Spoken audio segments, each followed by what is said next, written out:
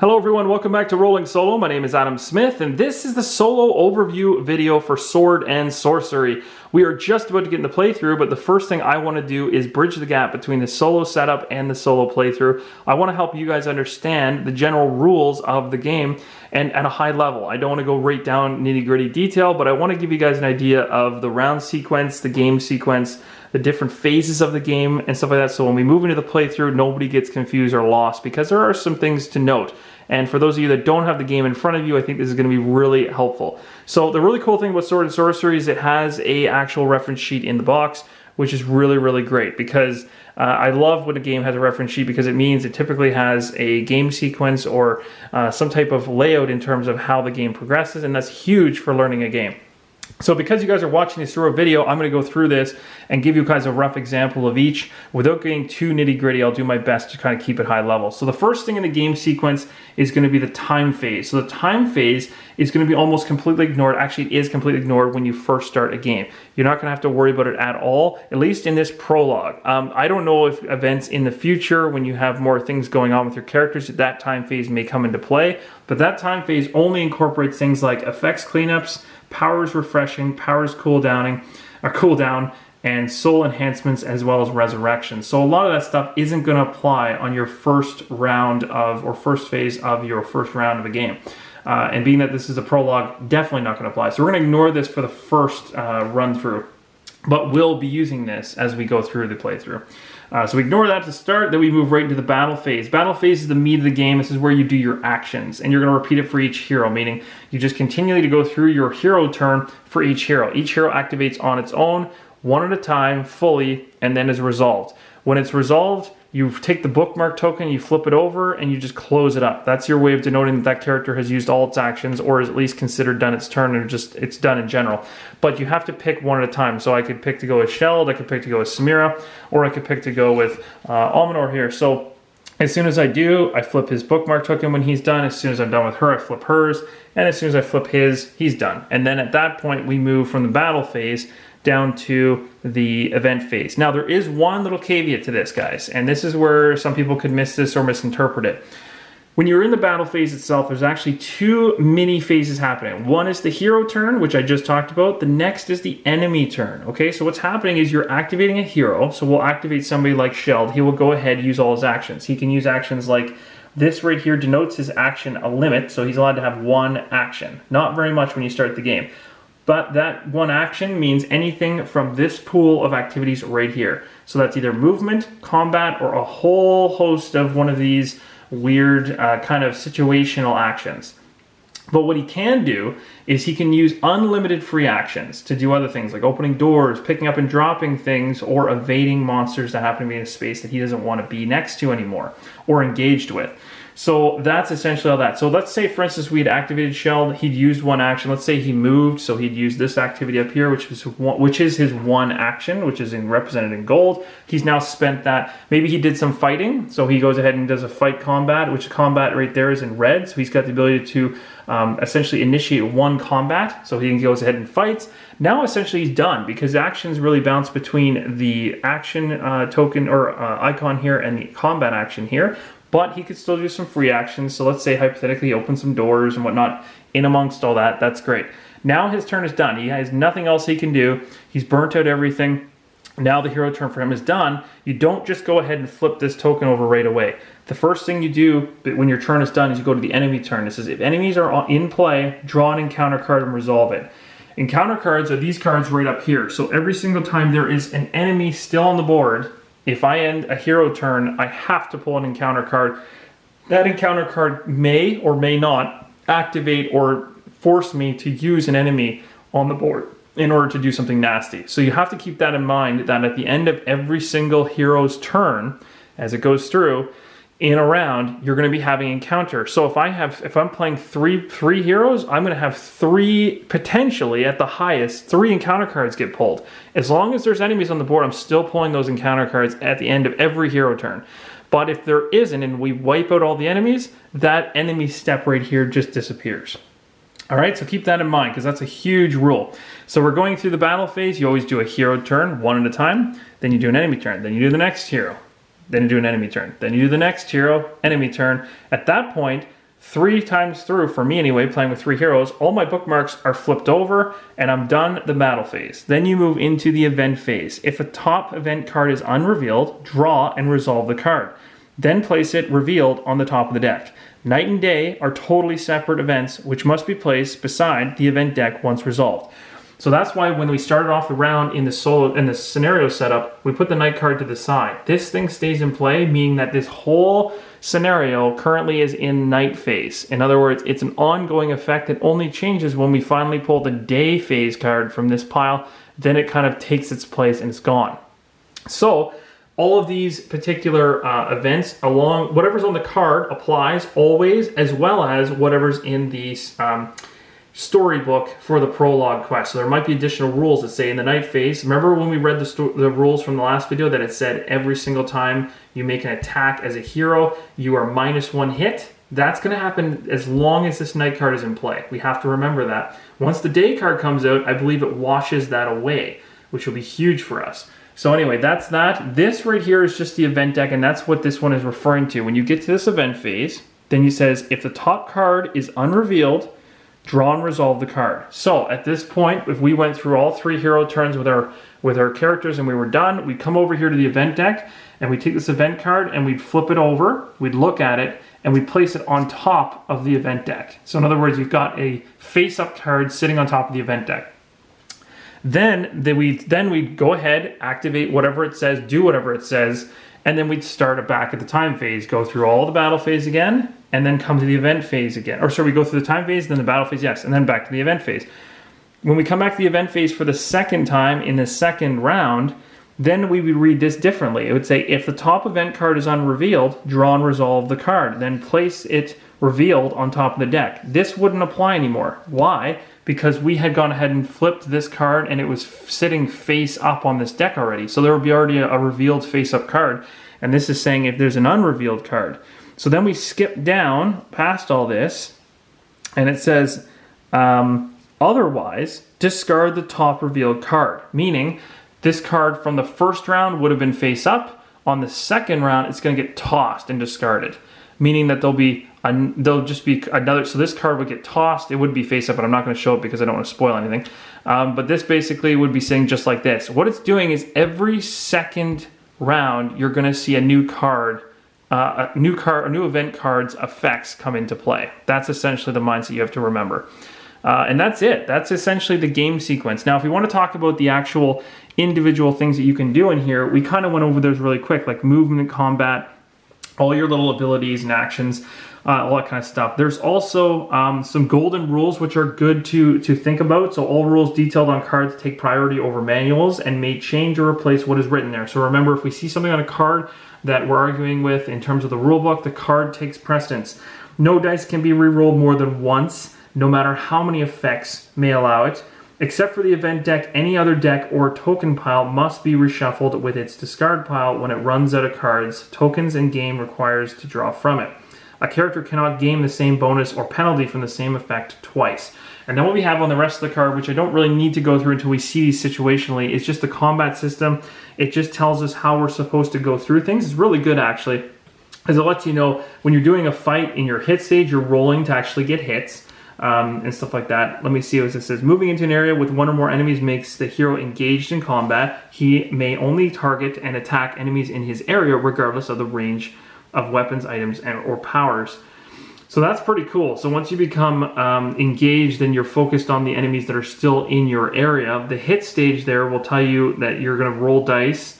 So you get to roll 1 blue dice if you don't have any equipped weapons. If you do have a weapon, then your actual item will tell you how many you're supposed to actually roll. And it's really, really cool because it'll actually show it kind of like this. For instance, it shows 1 red and 2 blue dice. So you'd roll those, you'd summarize your hits in terms of how many hits you get. Hits, and we should actually talk about that on the dice. So you've got a bunch of these different symbols on the dice, and in order to be sure that I actually correctly call them what they should be called, I'm going to just grab the actual page from the rulebook because it does a really good job of actually mentioning the different names. But that's obviously a shield in front of you there. There's also kind of a star and a hit symbol. The hit symbol looks like a swinging blade. So that one right here is essentially that one on the kind of like this right here.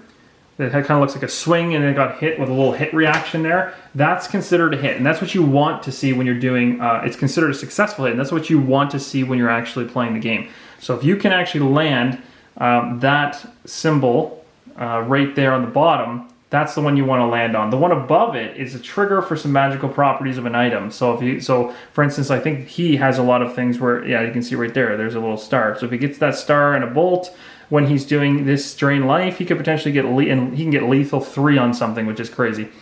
Shields are shields. They just block hits, or they block hits. They're parrying. Essentially, you're parried a blow. That's the way you want to think about it. There's also lightning bolts. Lightning bolts are just going to add an effect related to an ability of the owner, so it's going to boost essentially something. The only other thing is not on the blue dice, because the blue dice doesn't have an SS symbol. The SS symbol is only found on the red dice, and it's usually typically for a crazy power. It's kind of like the one you want to hit when you have a really powerful weapon. So the SS is very, very handy. And it's a very special effect of some legendary items and powers. So when you get to some serious, crazy stuff later on in the game, that is the one you're going to want to be trying to hit. Although it is still random, you're going to want to land that one. For the battlefield section, there's some really important things to note here, and this is really huge. Okay, so this is talking about how you can move around the battlefield and how this game is different from other dungeon crawlers. So with the battlefield here, it says controlling an area. A faction controls an area when it has numerical superiority in terms of figures compared to the opposing faction. So let's say hypothetically we had a gremlin right here. This is one area right here, this block. Let's say hypothetically we had these two figures, our two heroes, in this block with him. As of right now, this is a controlled area. So basically, because I have numerical superiority over this gremlin, then I have controlled this particular location. Now, it doesn't, for controlling a location has some game effects later on, but as of right now, it doesn't do anything to benefit me fighting-wise. But for dominating an area is a faction dominates when it has at least twice the number of figures compared to the opposing faction. Dominating the area counts as also controlling it, so it's kind of both. And we are dominating because we have literally double the amount of the enemy. When you have double the amount, you automatically get a successful hit before going into battle. So essentially you already have one successful hit that you can add to your pile of hits when you go to roll your dice. So say you're rolling a dice for some swords, going into it you already have a successful hit, because if I'm choosing to attack with a berserker, we already have domination of that particular tile, which is really cool. So it allows you to actually kind of gang up on enemies, which I think is really awesome, in order to get more successful hits going in. Now, the other thing too is your controlling and dominating situation. You can actually be in a situation where you're controlling, but you're not dominating. And that would probably come into play. It just has to do with the numbers of how many people are in here. So for instance, you could have 3 heroes in here. And so for instance, you could go like this. You could have 3 heroes in here. That's still controlling and it's still dominating. But then as soon as you put 1 extra gremlin in that area, now I'm no longer dominating because I'm not double the amount of enemy figures. I'm just controlling at that point. So there is a difference and stuff like that, but it's very cool. I like how it works. But again, remember, when you move into a space with an enemy, you're considered engaged. And at that point, the only way to get away is to try to evade it. And if you try to evade an enemy, you're going to have to take some smacks. You try to, I believe, if I'm not mistaken, you try to roll a dice. And and if you may fail or pass on that one and then have to take some damage or some attacks from those particular enemies as you try to leave that space. But it's not worth mentioning right now until we get into the playthrough. The other side of this reference sheet has a lot of great information in terms of how poison, blindness, slow, stun, bleeding, and exhaust work, all of which are not worth talking about until we actually hit them. We have things like architectural walls that are worth talking about, but again, in this game, or this particular prologue, we don't actually have any. Hindrances are ignored by flying characters, that makes sense. Hindrances are things like this. This is a pile of thorns and stuff like this, but you'll notice this is actually a token. There's tokens for these boots kind of like in the game, but this one's actually printed onto the tile, meaning this is like a thorny patch of grass or area. So essentially it trips up the heroes and actually requires 2 movement to actually move into, but not 2 movement to move out of. So whenever you see these things, you're here and you're moving into here, that's 2 moves to move in, or if you're going through it, it's 2, but you never actually pay to exit it. So that's really interesting, and that signifies this one here, which is considered difficult terrain. Deadly terrain, this is a hero movement into or through this area causes the hero to suffer 1 HP, meaning that like there's probably spikes there or something like that. Again, doesn't apply in the prologue. This one here is a barrier, so usually when barriers are in play, it's typically like a balcony, or like you have a certain tile that says like you can't jump over the staircase. Like if there was, and I don't have any really good examples in this particular one right now, but later on I think there's some areas where you're like in a bar and there's like a stairwell and you can't obviously jump over the stairwell in order to land below, or maybe it's the other way around, but really it hinges on which side the actual token lays. And I'll talk about that later because it's not worth it without a good example, but just so you're aware, barriers can actually impact the gameplay. We already talked about doors. Doors are opened with a free action. Locked doors are opened with an actual action. So that when I say actual action, I mean using the one action you actually have available to you, but you can freely open up those doors. And there is different looks to the doors. The ones with the peak are free action doors you can crack. The ones that are squared off are ones you need to use an action to crack. This one, the chest requires an action to be opened, and you of course draw a trap card when you open these up, so that can be nasty. Oh, and don't forget, even when you open up a free door, as a free action I should say, you still draw a trap card, so still nasty. Something bad could happen. Magical locks applied to doors and chests. It can be opened with the hero carrying the magic key. So later on you can find keys that then open up chests, but it doesn't apply in this case. Search an area. We do have one of those tokens in the prologue. It's right here. So when we go to those, you can use, it says can be used by a hero in an area by spending an action, flip the search area token and roll a red die, apply the result, and then remove the token. So that's pretty cool. There's something here, we don't know what it is, but we can go there and search it and hopefully it's something positive for us. And then we got special game effects, which again apply more so when we're actually doing combat. So criticals, if the attacker obtains at least one hit, the criticals applied before the defender can block it by rolling dice. That's pretty cool. Bash, if the attacker obtains at least one hit, you actually push the enemy back a space, which is cool. It's kind of like bashing them backwards. Fire essentially is kind of something where you're going to basically be being hit for damage over time. It's based on the time phase. So you're dealing 1 damage to yourself for each fire token that you have on you. That's kind of nasty. AoE is area of attack. It allows attack or effect to affect not only the primary target, but all of the targets in the same area. So you might get really lucky, get a really cool roll on your spell, let's say, for someone like Almanar or whatever, like this guy here. And if it gives you an area of effect bonus, say for instance, you're targeting, I'm him right now and I'm targeting the blue, and I roll, but I get some type of dice symbol that relates to an AoE kind of attack on one of these cards, that means I can also hit this other guy I wasn't even targeting. So it's really cool for that. Very similar again to like most dungeon crawlers or magic users where they can hit multiple enemies in one space. And again, it'll denote how far away you can do that. So it's either in the same space, 1 space away, 2 space away.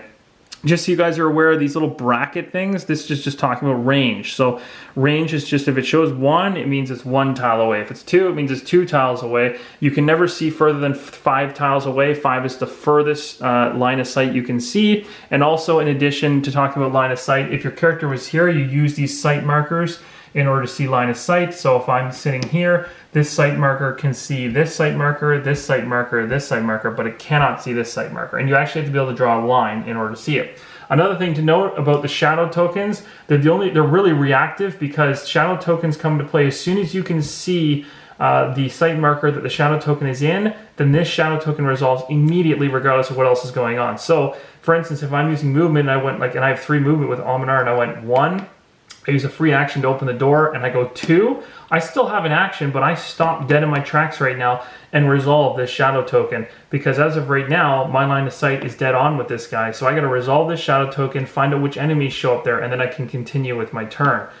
So that's really important to note. Those shadow tokens are all about position. If I'm here, this one resolves. If I'm here, this one resolves. If I'm here, these 2 resolve. So it's very, very cool the way that works. And so you can strategically kind of stop in order to try to not be in line of sight. But it's also cool because you don't know what's coming. When you flip these shadow tokens over, you don't know which enemies you're going to run into. It's not like most games where there's pre-set up figures on the board and you're like, okay, there's 2 enemies right here waiting for me around the corner. No, you don't actually know that. You don't know until you go around the corner, and by then they're within range of you, and that's nasty. So anyway, this is a really, really high level overview of things. Of course, we got the enemy scrolls and how they work, which will be a lot easier to explain when we actually get into combat, but they're very simplistic. Again, you're going to go through the AI. You're going to go through it based on how far away you are from them. So again, I talked about the brackets. If you're 0 in the same space, you just do this and you jump down to here. If you are 1 or 2 spaces away, you do this. If you're 3 or 4 spaces away, you do this. If you're more than 4 spaces away, you do this. These are just abilities that can happen during the attack if they apply, and they always apply if they can. And then, of course, certain symbols can force this enemy to activate at other times outside of its normal activation. And if you're going to go ahead and do attacks, you can either throw stones or do claws. Or you can use your claws or throw stones, and it'll tell you. So it's like if you're 0 in the same space, 1 space, or 2 space, you're using claws. If you're in the 3rd or 4th space away, you're throwing stones. So it thematically makes sense, and it's a really, really cool way to do the AI of the game. And of course, once you get familiar with them, you stop referencing them as much because you'll just know how they're going to act for the most part. But it's always good to have them there because at the very beginning, there's still quite a bit to keep track of. So that's essentially it. That's all I really want to talk about. There's tons of stuff. There's tons of other stuff, guys. I'm sure you guys have tons of questions. I didn't actually cover everything, and that wasn't the purpose of this video. The purpose of this video is to give you guys enough of an idea of, especially the key was the game sequence all the way through, so that when we start this playthrough, you guys understand 100% as to what when you start seeing me move around the board, you don't have questions like, how come you're able to break up your movement by opening the door and moving through and then attacking this guy when they've resolved and blah. Like, you'll understand a little bit more about the movement and all stuff, but I'll still explain it. So the first playthrough video we do, I'm going to do a little bit more explaining as I go, and then as we play through it, I'm going to stop explaining as much so that we can just kind of get going with the playthrough. But if you have any questions whatsoever, throw them down in the comments below. Let me know if there's anything you want to mention. And again, if you played the game yourself, throw in your comments. If I missed something or something I should have mentioned, let me know. There's all kinds of things to mention this game, but again, this video was not supposed to be like a rules overview of everything. It was supposed to get you guys, connect you guys from the solo setup to the playthrough, and I hope I did that. So I'm really excited. I hope you guys will join me in the playthrough. I'm losing my mind with excitement, to be honest, and I have a really cool setup that I think you guys are going to think is awesome when we start this up. So hopefully you'll join me, and we will have a blast like we have in the past with the other playthroughs I've done. So until next time, guys, keep on rolling solo.